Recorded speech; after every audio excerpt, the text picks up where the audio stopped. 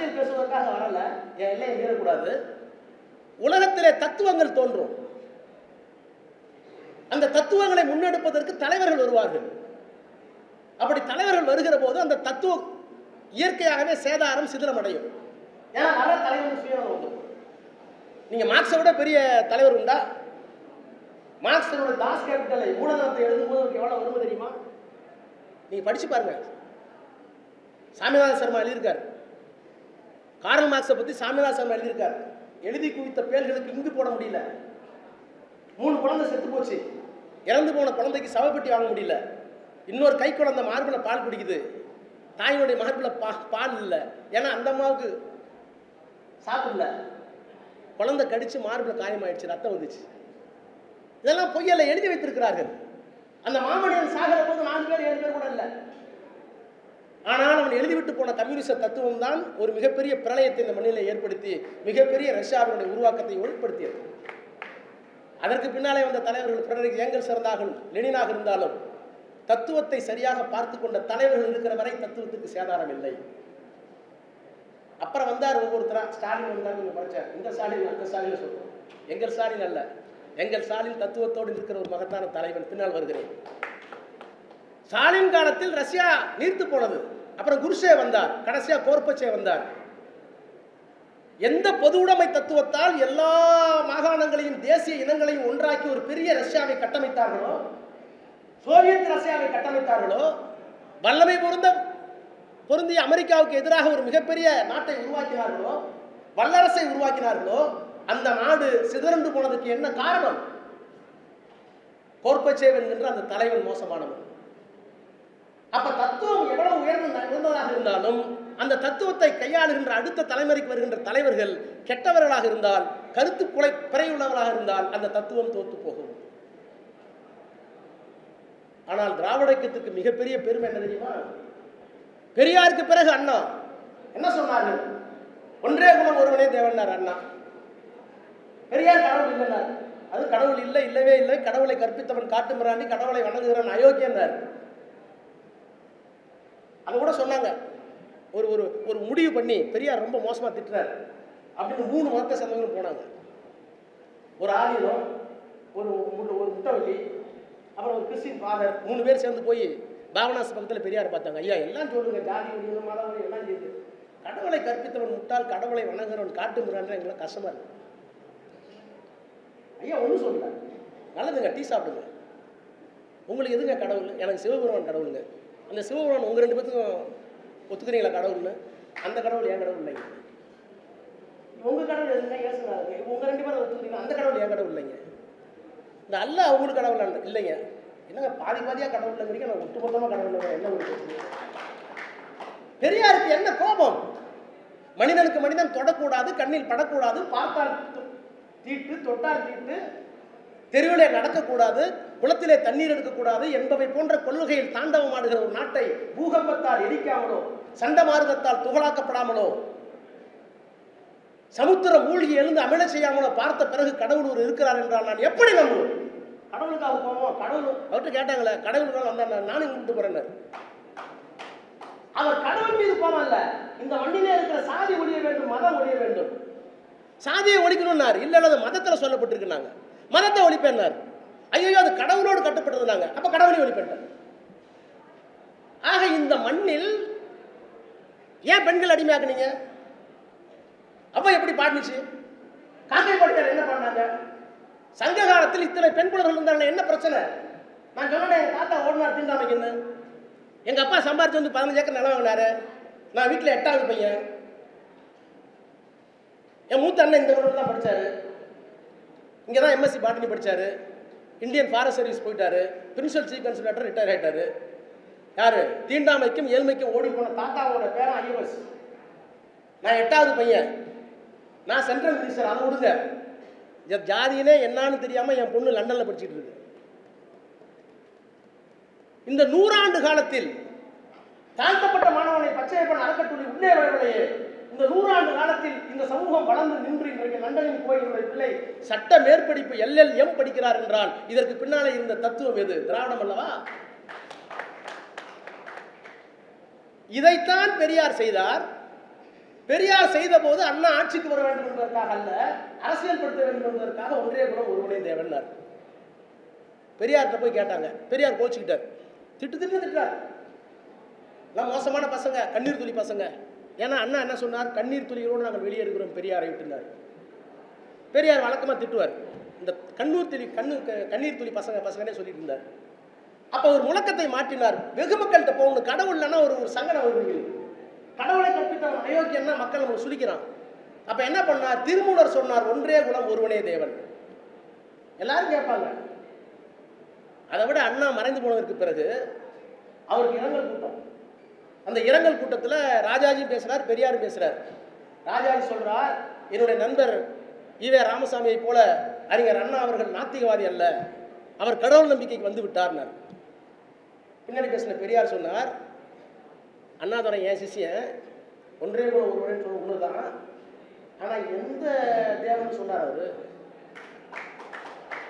ஒன்றே கூட ஒரு கடைசி வரைக்கும் அந்த தேவன் யாருன்னு சொன்னாரா? அது வெகு மக்களை கவரணும்னு சொன்னாரு, கடைசி வரைக்கும் அது என் பிள்ளையா தான் செத்துச்சுன்னாரு பெரியார். அப்ப முழக்கங்கள் மாறி இருக்கிறது, ஆனால் லட்சியத்திலே குறைவில்லை. அவர் ஆட்சிக்கு வந்த பிறகுதான் பள்ளிக்கூடங்களில், கல்லூரிகளில், அரசு கூடங்களில் கடவுள் படம் இருக்கக்கூடாது உத்தரவு போட்டவர் அவர். இதெல்லாம் அண்ணா பெரியார் கொண்டு வந்த அரசியல் தத்துவம். நான் உள்ள பணம் போயிட்டே இருக்கலாம். ஆனால் கலைஞர் எங்கே வருகிறார் என்றால், பெரியார் தத்துவத்தோடு நின்று விட்டார். அதனால சொன்ன, ஒரு தத்துவத்தை முன்னெடுப்பதற்கு ஒரு தலைவன் வந்து அரியணையில ஏற்று கவர்மெண்ட் ஃபார்ம் பண்ணணும். மார்க்சியம் எப்போது பெருமைப்பட்டது? மார்க்சியம் லெனினா வந்தது பிறகுதானே. மார்க்சியத்தை ஆட்சி கட்டிலே கொண்டு வந்து கம்யூனிசத்தை பொது உடைமை ஆக்கியது பிறகுதான் அந்த தத்துவத்திற்கு வெற்றி. பெரியார் ஒருவேளை பேசியிருந்து அண்ணா இல்லாமல் இருந்திருந்தால், கலைஞர் இல்லாமல் இருந்திருந்தால், இப்போ கூட ஒரு குரல் வருது, பெரியார் தான் பேசினாரா ஜாதி இல்லைன்னு. அதுக்கு முன்னாடி யாரும் பேசலையா? சத்தம் வேற, கை காலம் உதறிக்கிட்டு சொல்றது புரியுது யாருன்னு. பெரியாருக்கு முன்னாடி யாருமே இல்லையா? பெரியாருக்கு முன்னாடி இருந்தாங்க. பிறப்புக்கும் எல்லா உயிர்க்கும் சொன்ன வள்ளுவர் இருந்தார், வள்ளுவருக்கு பின்னால் இயக்கம் இல்லை. வள்ளலார் இருந்தார், அவருக்கு பின்னால் இயக்கம் இல்லை. அதை விட ஆய்வு செய்தவர் டாக்டர் அம்பேத்கர். வெறும் 25 வயசு, கொலம்பியா பல்கலைக்கழகத்தில் உங்களை போல உட்கார்ந்து இருக்கிறார் ஒரு மாணவனாக. இந்தியாவில் சாதிகள்னு ஒரு ஆய்வு, ராபர்ட் நோஸ்னு ஒருத்தர் 8 ஆண்டு காலம் சுத்தி வந்து இந்தியாவில் இதுதான் ஜாதின்னு கொலம்பியா பல்கலைக்கழகத்தில் கற்ற சொல்றார். இவர் மாணவர் 3 மணி நேரம் வாசிச்சது பிறகு எந்திரிச்சார் அந்த மாணவன், இந்த தியரி தப்புன்னார். எல்லாத்துக்கும் கோவம் வந்துருச்சு. நீ ஒரு PhD மாணவன், அவர் 25 வருஷம் பேராசிரியர், எல்லா பல்கலைக்கழகத்துக்கும் கெஸ்ட் லெக்சர், அவர் கொடுக்குற ஆணையை தப்புன்னு சொல்றியாரு. இல்லை எனக்கு டைம் கொடுங்க, 6 மாதத்தில் நான் ஒரு தியரி கொடுக்குறேன். 6 மாதத்தில் அவர் மீண்டும் அந்த பல்கலைக்கழகத்தில் கொடுத்த ஆய்வுரை தான் cost in India, Genesis and mechanism development in India. இந்தியாவில் சாதி இயங்குகிற விதமும் தோற்றமும் வளர்ச்சியும், எப்படி தோணுச்சு, எப்படி வளர்ந்தது, எப்படி இயங்குது, இன்னைய வரைக்கும் அதை மாற்ற முடியலையே. என்ன பிரச்சனைன்னு கேட்டீங்கன்னா, நான் சொன்ன வடநாடு தென்னாடுன்னு சொன்னேன். இந்த வாலாஜா வளம் வந்திருக்காரு, KK பிள்ளை, நீலகண்ட சாஸ்திரி படிச்சிருக்கீங்கல்ல, பெரிய ஆசிரியர் என்ன தெரியுமா? KK பிள்ளைங்க ஒரு மிகப்பெரிய வரலாற்று ஆசிரியர், தமிழக வரலாறு பண்பாடு எழுதியிருப்பார், வரலாற்று துறையில் வந்திருப்பீங்க. நீலகண்ட சாஸ்திரி எழுதியிருக்கார் தென்னிந்திய வரலாறு. இதில் என்ன சொல்றாங்கன்னா,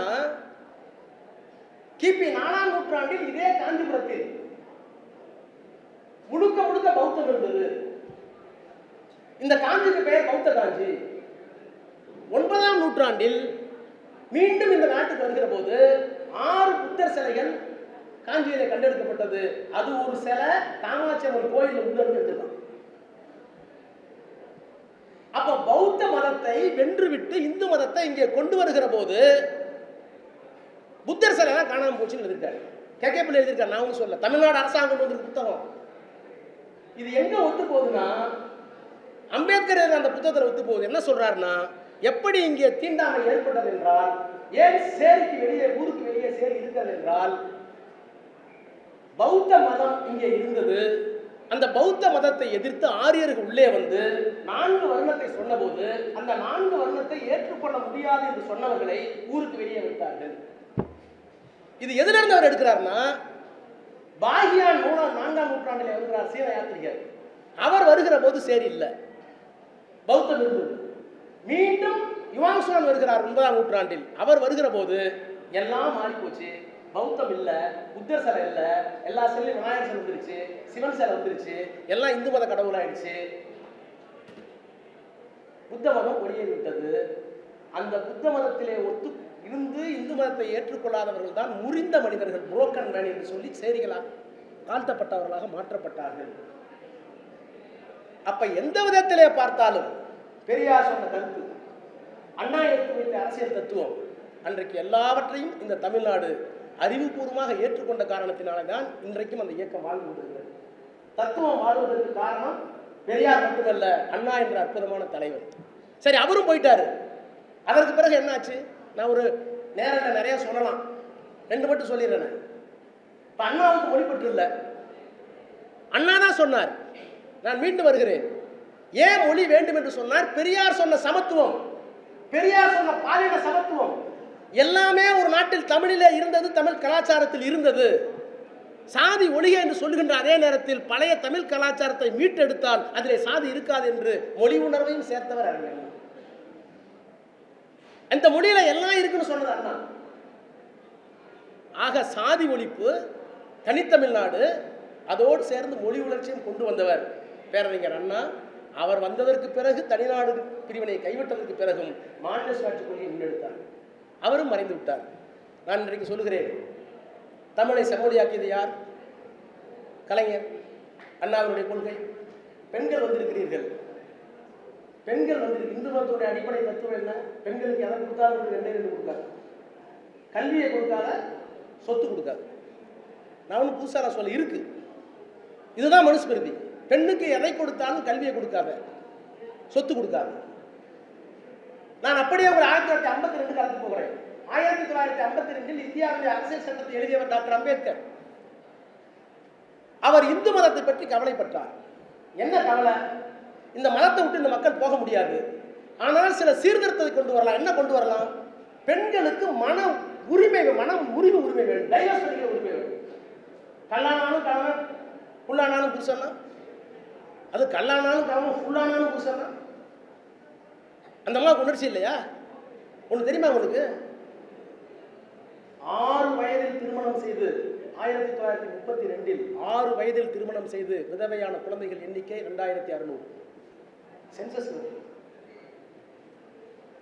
நீங்க சமஸ்கிருதம் பிரகாரம் போனீங்கன்னா, வேதம் பிரகாரம் போனீங்கன்னா, ஒரு பெண் என்ன ஆசைன்னு பாலுணர்ச்சி வருவதற்கு முன்பாகவே திருமணம் செய்ய வேண்டும் என்பதுதான் சங்கராச்சாரியருடைய திட்டம். ஒப்புக்கொண்டது.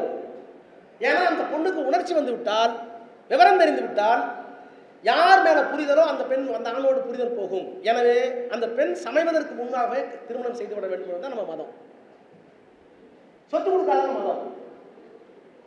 இதை மாற்றுவதற்கு அம்பேத்கர் அரசியல் சட்டத்தை எழுதிய அம்பேத்கர் ஹிந்து கோட் பில், இந்து சட்ட திருத்த மசோதான் கொண்டு வந்தார். என்ன கொண்டு வந்தார்? பெண்ணுக்கு மன உரிமை, டைவர்ஸ், தத்தெடுக்கிற உரிமை, அப்புறம் சொத்துல பங்கு உண்டு. இந்த 3 உரிமைகளையும் ஹிந்து கோட் பில்ங்கிற பில்லில் கொண்டுட்டு வந்தார்.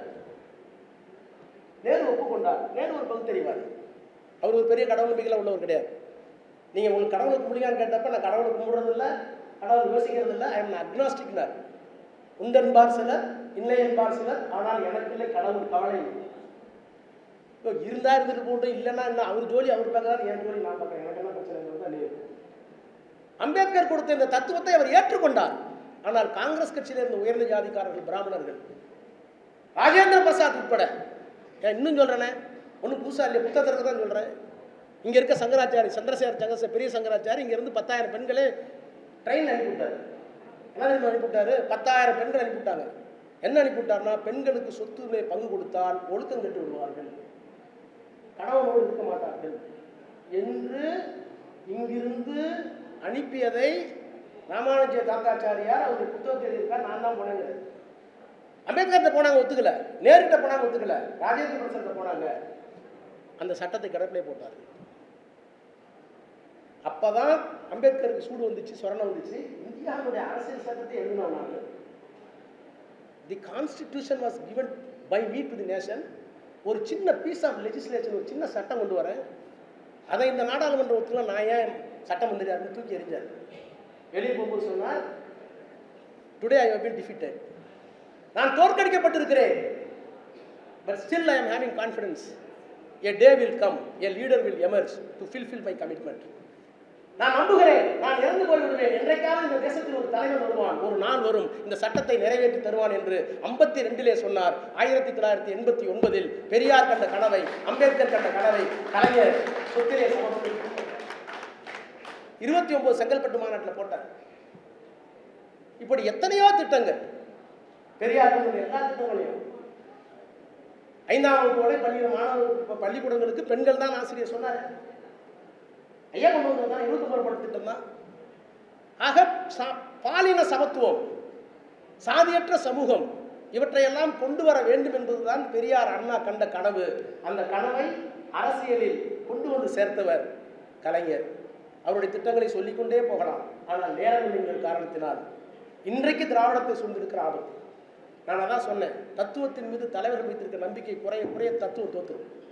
தத்துவத்தில் தோடாது, கம்யூனிசத்தில் தோடாது. கம்யூனிசம் செம்மையானது, ஆனால் கம்யூனிச தத்துவத்தை எடுத்து வந்த தலைவர்கள் நீர்த்து போன காரணத்தினால், சுயநலவாதிகளாக மாறிவிட்ட காரணத்தினால் கொள்கை நீர்த்து போய்விட்டது, கொள்கை தோற்றுவிட்டது. ஆனால் திராவிடத்திற்கு மிகப்பெரிய என்ன தெரியுமா? தத்துவத்தை தந்தை பெரியார் தந்தார், அரியணையிலே அண்ணா ஏற்றினார், அற்ப காலத்தில் அவர் காலமானார். அதற்கு பிறகு கலைஞர் எல்லாவற்றையும் கொண்டு வந்தார். இப்போ சில பேர் கேட்குறான், அண்ணா மாதிரி ஸ்டாலின் பேசுவாரா, கலைஞர் மாதிரி ஸ்டாலின் எழுதுவாரா? கொஞ்ச நாள் கேட்டுட்டு இருந்தான், இப்போ அதை விட்டுட்டான். ஸ்டாலின் மாதிரி உதயநிதி உழைச்சாரா? உதயநிதி இப்போ அவருக்கு என்ன தெரியுமா? நான் தெளிவாக சொல்லிடுறேன். எங்கள் தாத்தா கஷ்டப்பட்டு சம்பாரிச்சார், எங்கள் அப்பா அதை காப்பாற்றி பயிர் பண்ணார், மகசூல் வந்துச்சு, பத்திரமா இருக்கு. அந்த மகசூல் திருடு போகாமல் காப்பாற்றுற வேலையை பார்த்தாவே எங்களுக்கு போதும். இனிமேல் ஒரு பெரியார் எங்களுக்கு வேண்டியதில்லை. பெரியாரே சொன்னார், சொந்த புத்தியெல்லாம் உங்களுக்கு வேணாம், நான் தந்த புத்தியை மட்டும் வச்சுக்கிறேன். தத்துவம் என்ற இடத்துல இருக்கிறது. அந்த தத்துவங்களை நிறைவேற்றி காட்டிய தலைவர்கள் இல்லை. அந்த தத்துவத்தை காப்பாற்றிய ஒரு தலைவர் முதலமைச்சராக இருக்கிறார். இந்த தத்துவத்திற்கு சேதாரம் இல்லாத பார்த்துக் கொள்கின்ற இன்னொரு தலைவரும் எங்களுக்கு கிடைத்திருக்கிறார். திராவிடம் தோற்காது. நன்றி, வணக்கம்.